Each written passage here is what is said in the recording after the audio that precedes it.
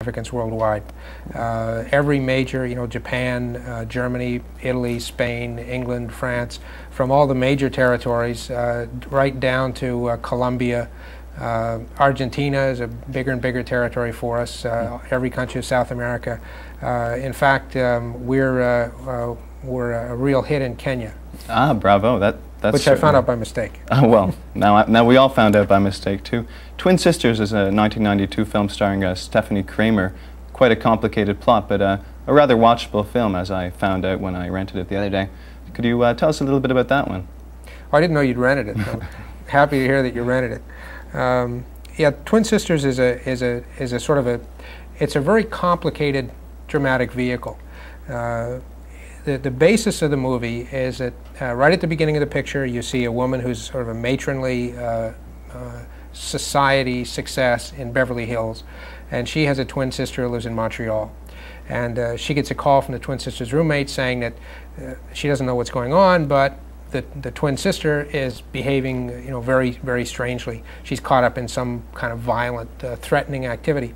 Now, the history between the sisters is that the good sister, if you will, the sister in Beverly Hills society, and the other sister fought some time ago, and the sister in Beverly Hills has an urge to make up, and she goes, and by the time she gets to Montreal, her sister is dead, and she then has to unravel the mystery. One of those great one actresses playing two roles. Well, let's have a look at the clip right now, Twin Sisters. I worked out an arrangement I feel is agreeable. Carson?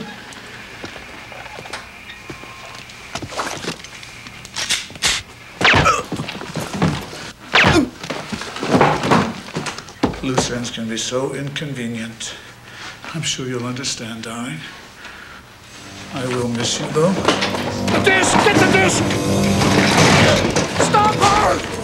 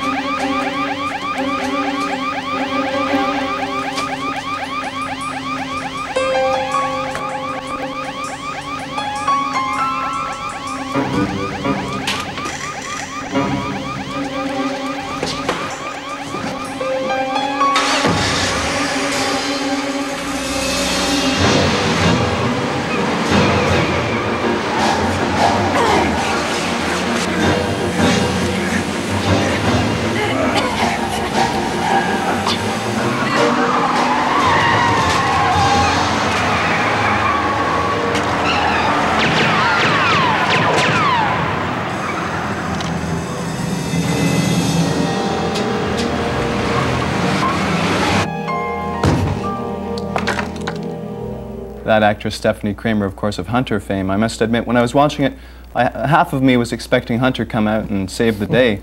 TV actors, you seem to use them to quite a large degree. What's the difference between acting for TV and film? I don't know that the acting itself is that much different. Obviously, the big change is that in film you have a lot of time to work. A television movie, for example, is typically shot in 18 days, and a major motion picture, sort of a la Paramount or something, would be shot in 40 or 50 days. So you have almost 3 times as much time to do the work, and as a result, you can just work in much more detail.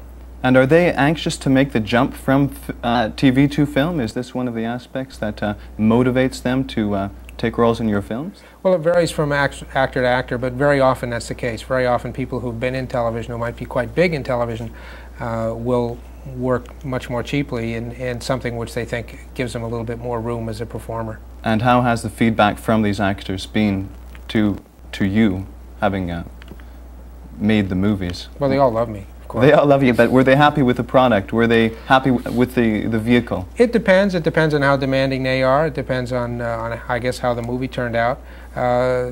Many of them are very happy with the pictures that they've made. Other ones aren't so happy.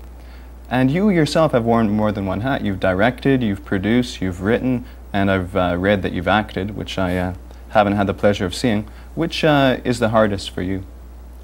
Well, if you'd look at all those things, I'm sure you'd say that acting's the hardest for me. That's why I don't do much of it. I'm not much of a performer. Acting is very interesting, and I'm glad that I've done a bit of it, and that I continue to do it from time to time, because it makes you very much aware of how difficult it is to act. I mean, acting looks very easy, but it's on most levels really difficult. But you're generally a producer. Now, what does a producer do? A producer is ultimately responsible for almost everything.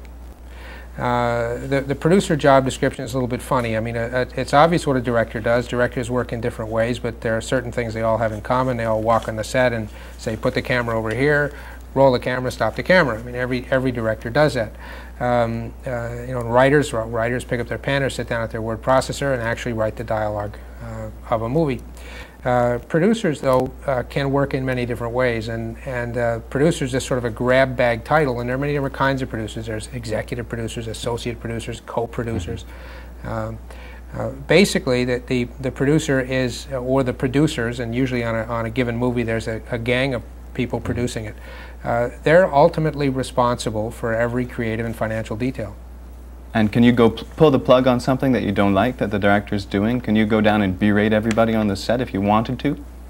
Well, you have to be circumspect about your berating, and you have to choose the right moment to berate and the right moment to flatter. A lot of what a producer does, frankly, is to sort of be the team leader. Because any picture is essentially a collaboration between the director, the writers, and the actors. And very often producers, I think, you know, I'm biased obviously, but I think the best producers come from one or more of those crafts. That the best producers were often writers, were often actors, were often directors, or, you know, go back and forth a little bit. Because as producer, what you have to do is first you have to make sure that you've got the right people together. You've got the right script married to the right cast and the right director, and once you put this organism together, it's a very you know, it lives and breathes this thing. You know, it can be volatile. It can, you know, and the quality of the picture is really determined by the quality of those relationships. There's a specific issue I'd like to bring up with you, which I think will be with this next clip that we're going to show from Backstab, the filming of a steamy love sequence. James Brolin here frolicking with his co-star, is the lead actress in 1990's Backstab. Can you set that one up? What's this about, this film? Backstab could almost be a Jimmy Stewart movie, an old 1940s Jimmy Stewart movie. It's about an architect who's widowed. His wife died about a year before. He's quite depressed. At the beginning of the movie, his firm has been bought by a big corporate organization that is doing a takeover. They all go out to celebrate. He hasn't been partying much. He's been, you know, saddened by the death of his wife. One of his co-workers convinces him to go out. They go out, they go to a steamy nightclub. At the steamy nightclub, he meets a woman who immediately picks him up, younger than he is, and seduces him. The second night that they're together, he falls asleep in front of the fire, wakes up, she's not there. He wanders through the house, which is a palatial, beautiful, beautiful house, and he walks into a bedroom, and in the bedroom finds the recently dead corpse of the man who just bought out his architecture firm. He's been framed for the murder, and as the movie proceeds, he just gets in more and more hot water. Boy, I hate when that happens. Well, let's have a very close look at this little sequence from Backstab.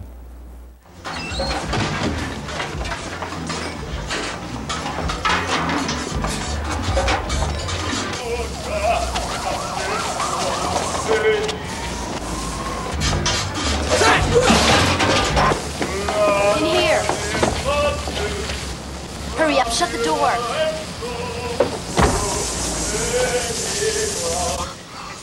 This is crazy.